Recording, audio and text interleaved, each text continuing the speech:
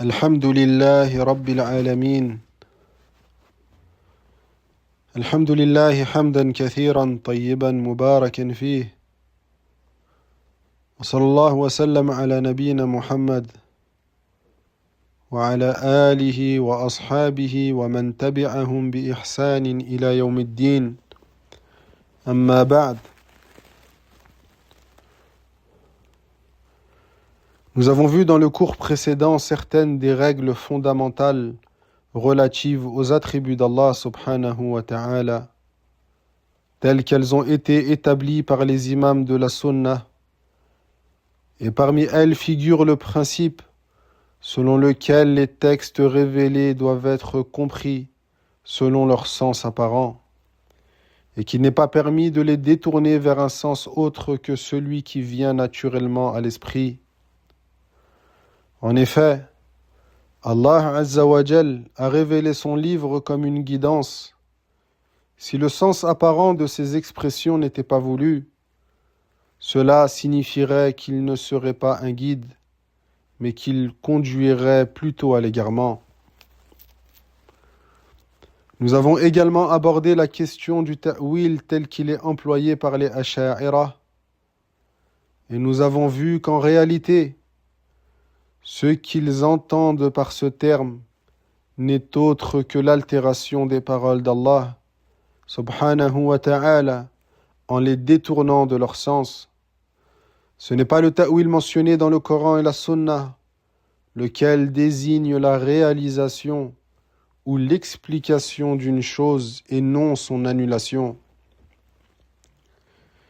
Et nous avons également traité de l'attribut des deux mains d'Allah subhanahu wa ta'ala, en montrant qu'il s'agit d'un attribut confirmé par le Coran et la Sunna, qui convient à la majesté d'Allah subhanahu wa ta'ala. Il n'est donc pas permis de le détourner vers le sens de la puissance ou de la grâce, comme le prétendent les Asha'ira. En effet, détourner ces textes de leur sens apparent constitue une grave atteinte aux textes révélés, car cela revient soit à attribuer un mensonge à leur terme, soit à attribuer un mensonge à Allah, en prétendant qu'il a employé des paroles tout en voulant un autre sens.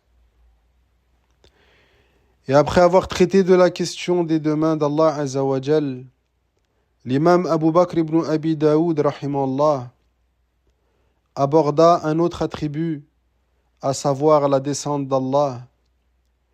Il dit rahimahullah: وَقُلْ يَنْزِلُ الْجَبَّارُ فِي كُلِّ لَيْلَةٍ بِلَا كَيْفٍ جَلَّ الْوَاحِدُ الْمُتَمَدَّحُ إِلَى طَبَقِ الدُّنْيَا يَمُنُّ بِفَضْلِهِ فَتُفْرَجُ أَبْوَابُ السَّمَاءِ وَتُفْتَحُ يَقُولُ أَلَا مُسْتَغْفِرٌ يَلْقَى غَافِرًا ومستمنح خيرا ورزقا فيمنح روى ذاك قوم لا يرد حديثهم ألا خاب قوم كذبوهم وقبحوا. Affirme que le Tout-Puissant descend dans chaque nuit, sans chercher à en connaître le comment. Exalté soit l'unique, digne de toutes les louanges. Il descend vers le ciel de ce bas monde, accordant de sa grâce et de sa générosité. Tandis que les portes du ciel s'ouvrent, il dit: y a-t-il quelqu'un qui demande pardon afin que je lui pardonne? Quelqu'un qui sollicite un bien ou une subsistance afin que je les lui accorde? Ce hadith a été rapporté par des hommes dont les récits ne peuvent être rejetés, que soient déçus et couverts d'ignominie ceux qui les ont traités de menteurs. Ces vers ainsi que cette explication sont tirés du hadith rapporté par Muslim d'après Abu Huraira radiyallahu an, qui rapporte que le messager d'Allah sallallahu alayhi wa sallam a dit: إذا مضى شطر الليل أو ثلثاه ينزل الله تبارك وتعالى إلى السماء الدنيا فيقول هل من سائل يعطى هل من داع يستجاب له هل من مستغفر يغفر له حتى ينفجر الصبح. Lorsque la moitié de la nuit ou les 2/3 de celle-ci sont écoulés, Allah Ta'ala descend vers le ciel de ce bas monde et dit: Y a-t-il quelqu'un qui demande afin qu'il lui soit accordé? Y a-t-il quelqu'un qui m'invoque afin que je lui réponde? Y a-t-il quelqu'un qui demande pardon afin que je lui pardonne? Cela dure jusqu'à l'apparition de l'aube. Et dans une autre version rapportée d'après Abu Sa'id et Abu Huraira, radiyallahu an, le messager d'Allah sallallahu alayhi wa sallam a dit: Inna Allah yumhilu hatta idha dhahaba thuluthul layli al-awwal nazala ila as-sama'i ad-dunya fayaqul hal min mustaghfirin hal min ta'ibin hal min sa'ilin hal min da'in hatta yanfajira al-fajr. Certes, Allah attend jusqu'à ce que le premier tiers de la nuit soit écoulé, puis il descend vers le ciel de ce bas monde et dit: Y a-t-il quelqu'un qui demande pardon? Y a-t-il quelqu'un qui se repent? Y a-t-il quelqu'un qui demande? Y a-t-il quelqu'un qui m'invoque? Cela dure jusqu'à l'apparition de l'aube. Et ces hadiths sont également rapportés par Ahmed dans son Musnad, Ibn Majah dans ses Sunan, et Ad-Darimi dans son Musnad. Et Alhamdulillahi Rabbil Alamin, les gens de la Sunna, les Salafis, affirment cet attribut. Et ces hadiths relatifs à l'attribut de la descente d'Allah Azza wa Jal, An-Nuzul, lorsque nous les affirmons, cela ne signifie pas que lorsqu'Allah Azza wa Jal descend vers le ciel de ce bas monde, l'attribut de son élévation, Al-Ulu, disparaît, ni que les cieux se trouveraient alors au-dessus de lui. Une telle représentation relève d'une imagination qu'il n'est pas permis aux musulmans d'adopter. Nous affirmons simplement l'attribut de la descente, d'une descente qui convient à sa majesté. Et bien qu'Allah descende, il demeure le Très-Haut, Al-A'la, celui qui possède l'élévation absolue, conformément à la parole du prophète sallallahu alayhi wa sallam: Anta adh-dhahiru falaysa fawqaka shay. Tu es le Très-Haut et il n'y a rien au-dessus de toi. Ainsi, Allah Azza wa Jal est au-dessus de toutes ses créatures et l'élévation, Al-Ulu, est un attribut essentiel qui ne le quitte jamais. Sifatun dhatiyya. Il l'a toujours été et il demeurera toujours le Très-Haut, subhanahu wa ta'ala. Quant aux partisans de la négation des attributs, tels que les Asha'ira, ils ont altéré ces textes en disant: Allah ne descend pas. En effet, si nous affirmions qu'Allah descend, cela impliquerait qu'il est contenu dans un lieu, qu'il est entouré, qu'il se trouve dans une direction ou dans un espace. Comme l'a dit Ibn al-Qayyim rahimahullah, en décrivant ce que disent les partisans de ces doctrines lorsqu'on leur affirme les attributs d'Allah: Hayyazta bal jahayta bal shabbahta bal jassamta lasta bi'arifir rahmani. Ils te disent: tu prétends qu'Allah est contenu dans un espace. Non, tu lui attribues une direction. Non, tu l'assimiles à la création. Non, tu fais de lui un corps. Tu ne connais pas le tout miséricordieux. Ils utilisent ainsi des expressions qui impressionnent les ignorants, et ceux-là sont alors dupés par leurs paroles. Nous répondons alors avec l'aide d'Allah Azza wa Jal. Premièrement, Alhamdulillahi Rabbil Alamin, aucun des imams de la Sunna, depuis l'époque des compagnons jusqu'à notre époque, n'a jamais dit que l'affirmation de l'attribut de la descente, An-Nuzul, implique qu'Allah Azza wa Jal serait contenu dans l'une de ses créatures ou assimilé à elle. Nous affirmons cet attribut sans assimilation, at-tamthil, et sans chercher à en connaître le comment, at-takif, tout en déclarant Allah Azza wa Jal exempt de toutes ces représentations imaginaires et erronées. En effet, rien ne peut contenir Allah Azza wa Jal. Il est le très grand, le très haut, Al-Ali al-A'la. Deuxièmement, il est dans les habitudes des gens de l'innovation tels que vous d'employer des termes ambigus qui renferment à la fois un sens vrai et un sens faux. Nous vous répondons d'abord que ces termes ne figurent ni dans le Coran ni dans la Sunna. C'est pourquoi nous ne les affirmons pas et nous ne les nions pas de manière absolue, car ils peuvent renfermer un sens juste comme un sens erroné. Ensuite, nous vous demandons, que voulez-vous dire par le terme direction, al-jiha? Si vous entendez par là l'élévation, alors nous affirmons qu'Allah Azza wa Jal est au-dessus de toute chose.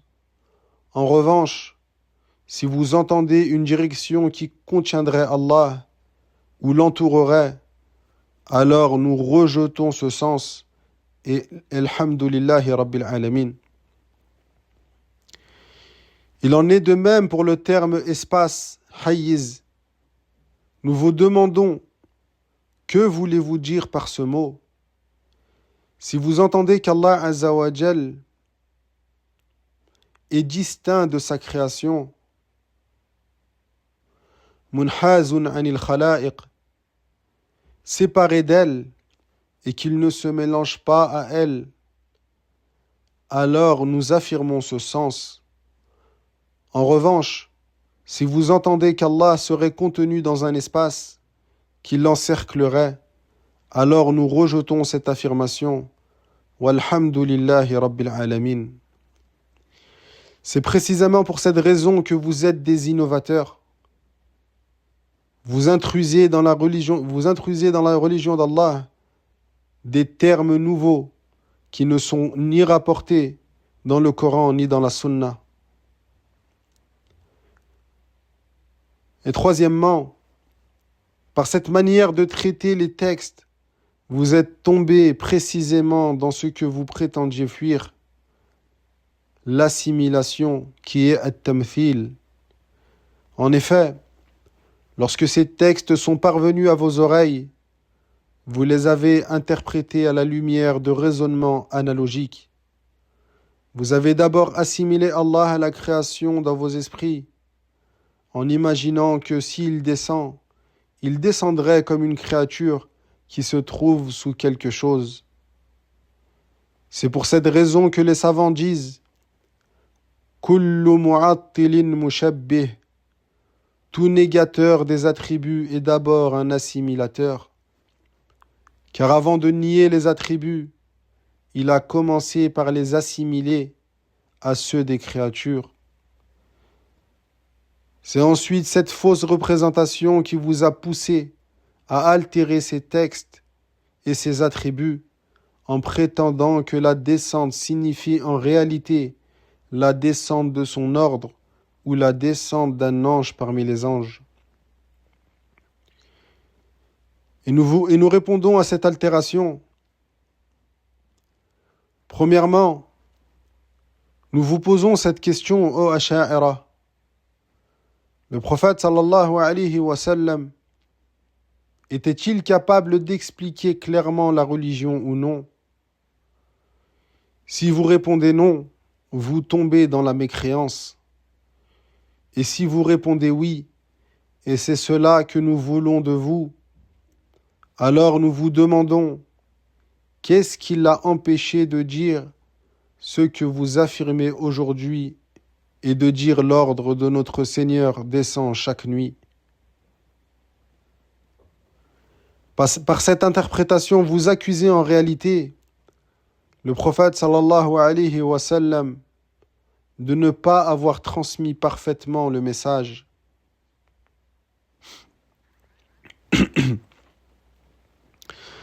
voire d'avoir caché la vérité, puisqu'il aurait, selon votre raisonnement, laissé la communauté comprendre un sens qui mènerait à l'assimilation et à l'anthropomorphisme. Deuxièmement, votre affirmation selon laquelle la descente désigne en réalité la descente de l'ordre d'Allah ou d'un ange exige plusieurs éléments qui justifieraient le fait de détourner le texte de son sens apparent. Le premier de ces éléments est que vous apportiez une preuve qui détourne le mot de son sens originel. En effet, le sens de la descente an-nuzul est connu de tous dans la langue arabe. Votre affirmation selon laquelle il s'agit de la descente de son ordre nécessite donc une preuve authentique qui permette de détourner le texte vers ce sens que vous prétendez. Quelqu'un pourrait alors nous dire, et vous, quelle est votre preuve que le hadith désigne la descente d'Allah lui-même? Nous lui répondons, nous sommes restés sur le sens originel du texte. Il ne nous incombe donc pas d'apporter une preuve supplémentaire, car le principe fondamental est que toute parole conserve son sens premier tant qu'aucune preuve authentique ne vient l'en détourner. Le deuxième point est que vous devez apporter une preuve montrant que le texte peut réellement porter le sens que vous lui attribuez. Or, votre interprétation selon laquelle il s'agirait de la descente de son ordre ou d'un ange est manifestement fausse. Pourquoi? Parce qu'il est impossible que ce soit un ange qui dise « Y a-t-il quelqu'un qui demande pardon afin que je lui pardonne? Y a-t-il quelqu'un qui m'invoque afin que je lui réponde ?» Attribuer de telles paroles à un ange reviendrait à lui attribuer ce qui n'appartient qu'à Allah, ce qui est une forme de polythéisme si évidente qu'elle n'échappe même pas à un enfant. Comment donc pouvez-vous prétendre être les partisans de la raison, tout en tombant dans une telle contradiction? Cela confirme la parole des savants. Quiconque délaisse le Coran et la Sunna s'expose à la confusion et ne parvient jamais à une position stable. Le troisième point est le suivant. Même si vous prétendez que cette interprétation est possible, il vous incombe encore d'apporter une preuve établissant que c'est précisément ce sens qui est voulu. Ainsi, lorsque vous affirmez que c'est l'ordre d'Allah ou un ange qui descend, nous vous demandons pourquoi avez-vous retenu précisément ces deux interprétations? Pourquoi ne pourrait-il pas s'agir par exemple d'un messager parmi ces messagers ou de toute autre chose? Cela montre que votre position ne repose sur aucune preuve, mais uniquement sur des affirmations dictées par les passions. Et nous nous étonnons d'ailleurs profondément de voir certains vous compter parmi les gens de la Sunna, alors que l'une des caractéristiques les plus évidentes des gens de la Sunna est leur soumission totale au texte du Coran et de la Sunna. Et même si ce qu'Allah nous préserve d'affirmer, il devait sembler y avoir une contradiction entre la raison et les textes révélés, alors qu'en réalité il n'y en a aucune. Les gens de la Sunna mettent en cause leur propre compréhension et leur propre raisonnement, sans jamais mettre en cause les textes. Quant à vous, vous avez élevé vos raisonnements au-dessus des textes, en adoptant des principes empruntés aux philosophes grecs, tels qu'Aristote et Platon, tout en délaissant la compréhension des compagnons et de leur intelligence. Comme Allah Azza wa Jal dit, أَتَسْتَبْدِلُونَ الَّذِي هُوَ أَدْنَى بِالَّذِي هُوَ خَيْرٌ. Échangez-vous ce qui est meilleur contre ce qui est inférieur. Cela montre sans aucun doute la faiblesse de votre raisonnement et la médiocrité de votre méthode. Et en plus de ça, vous, ya Asha'ira, vous êtes tombés dans une contradiction claire. Car en effet, il est bien établi chez vous que vous niez l'attribut de l'élévation d'Allah et qu'Allah soit établi au-dessus de son trône, au-dessus de ses 7 cieux. Pourtant, vous affirmez que le sens de la parole, notre Seigneur descend et son ordre descend. Nous vous posons alors cette question. Votre affirmation selon laquelle son ordre descend, n'est-elle pas elle-même une preuve qu'Allah subhanahu wa ta'ala est élevé au-dessus de sa création? Car de qui l'ordre descend-il? Et la descente ne s'effectue-t-elle pas nécessairement depuis ce qui est au-dessus? C'est pour cette raison, ya ikhwan il-kiram, que vous devez remercier Allah subhanahu wa ta'ala pour le bienfait de la sunnah. Wallahi, c'est une immense grâce qu'Allah nous a accordée par pure faveur, sans qu'elle ne provienne de nous-mêmes. Abu al-Aliya rahimahullah a dit: Inna Allah azza wa jal an'ama alayya bi ni'matayn la adri ayyuhuma afdal an hadani lil islam wa lam yaj'alni haruriyan. Allah azza wa jal m'a accordé de 2 bienfaits et je ne sais lequel des 2 est le plus grand. Le fait de m'avoir guidé vers l'islam et de ne pas avoir fait de moi un haruri, c'est-à-dire parmi les khawarij. Et ce qui éclaircit cela, il y a la parole d'Allah Azza wa Jal dite à son prophète, sallallahu alayhi wa sallam, Ma kunta tadri mal kitab, wala al-iman, walakin ja'alnahu nuran nahdi bihi man nasha'u min ibadina. Tu ne savais pas ce qu'était le livre, ni ce qu'était la foi, mais nous en avons fait une lumière par laquelle nous guidons qui nous voulons parmi nos serviteurs. Et wallahi, c'est un immense bienfait qu'Allah t'ait guidé vers l'islam et qu'il t'ait également guidé vers la sunnah. Il nous incombe donc à tous de préserver ce bienfait en délaissant ce qui provoque la colère d'Allah Azza wa Jal et de le remercier en accomplissant ses commandements et en nous écartant de ses interdictions. En effet, lorsque les bienfaits ne sont pas reconnus et préservés, ils disparaissent. Allah Azza wa Jal dit: وضرب الله مثلا قرية كانت آمنة مطمئنة يأتيها رزقها رغدا من كل مكان فكفرت بأنعم الله فأذاقها الله لباس الجوع والخوف بما كانوا يصنعون. Allah propose l'exemple d'une cité qui vivait en sécurité et dans la tranquillité. Sa subsistance lui parvenait abondamment de toutes parts, puis elle se montra ingrate envers les bienfaits d'Allah. Alors Allah lui fit goûter la faim et la peur en punition de ce qu'il faisait. Et il dit subhanahu wa ta'ala: لقد كان لسبإ في مسكنهم آية جنتان عن يمين وشمال كلوا من رزق ربكم واشكروا له بلدة طيبة ورب غفور فأعرضوا فأرسلنا عليهم سيل العرم وبدلناهم بجنتيهم جنتين ذواتي أكل خمط وأثل وشيء من سدر قليل ذلك جزيناهم بما كفروا وهل نجازي إلا الكفور.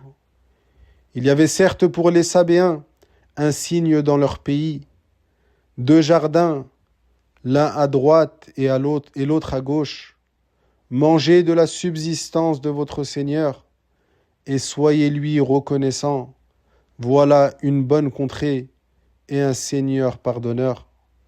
Mais ils se détournèrent Nous déchaînâmes alors contre eux le déluge du barrage, et nous remplaçâmes leurs 2 jardins par 2 jardins produisant des fruits amers, des tamaris et quelques jujubiers rabougris. Ainsi les avons-nous rétribués par leur ingratitude, et nous nous rétribuons ainsi que les ingrats. Et parmi les choses qui font partie de la reconnaissance envers le bienfait de la guidée, figure le fait que chacun de nous doit s'efforcer d'acquérir la science bénéfique, de la mettre en pratique, de la diffuser et de la défendre. Il convient également de persévérer dans la lecture du Coran avec méditation et en recherchant la vérité, ainsi que dans la lecture des tafasirs, tels que ceux d'Ibn Kathir, d'Al-Barawi et de Sa'di et d'autres. De même, il est recommandé de lire les ouvrages des imams, tels qu'Ibn Taymiyyah, rahimahullah, Ibn al-Qayyim et Muhammad ibn Abd al-Wahhab, ainsi que parmi les savants de notre époque, les ouvrages de l'imam Ibn Baz, Ibn al-Uthaymin, Al-Albani, Muhammad Aman al-Jami, Rabi' al-Madkhali, Ubayd al-Jabiri, Ahmed al-Najmi, Zayd al-Madkhali et d'autres encore, et d'écouter leurs conférences. Wallahi, on y trouve un immense bien qui est la connaissance de la vérité et la réfutation du faux. C'est pourquoi les savants recommandent aux musulmans de s'efforcer de connaître en détail la guidée, tout comme de connaître en détail le faux. Allah Azza wa Jal dit وَكَذَلِكَ نُفَصِّلُ الْآيَاتِ وَلِتَسْتَبِينَ سَبِيلُ الْمُجْرِمِينَ. C'est ainsi que nous exposons clairement les versets afin que la voie des criminels apparaisse avec évidence. Wallahi, si nous nous détournons de la religion d'Allah et de sa connaissance, si nous nous absorbons dans cette vie d'ici-bas, qui est éphémère, et que nous consacrons tous nos efforts à l'obtenir, Allah Azza wa Jal nous remplacera par d'autres qui sauront reconnaître et remercier ce grand bienfait qui est la guidée. Allah Ta'ala dit وَإِن تَتَوَلَّوْا يَسْتَبْدِلْ قَوْمًا غَيْرَكُمْ ثُمَّ لَا يَكُونُوا أَمْثَالَكُمْ. Et si vous vous détournez, il vous remplacera par un autre peuple qui ne sera pas semblable à vous.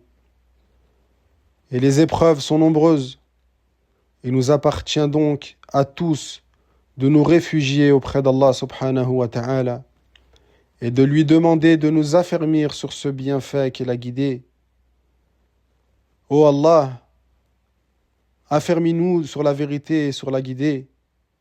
Nous te demandons de nous montrer la vérité comme étant la vérité et de nous accorder de la suivre, et montre-nous le faux comme étant le faux, et accorde-nous de nous en écarter. Wa sallallahu wa sallam ala nabiyyina Muhammad wa ala alihi wa ashabihi ajma'in.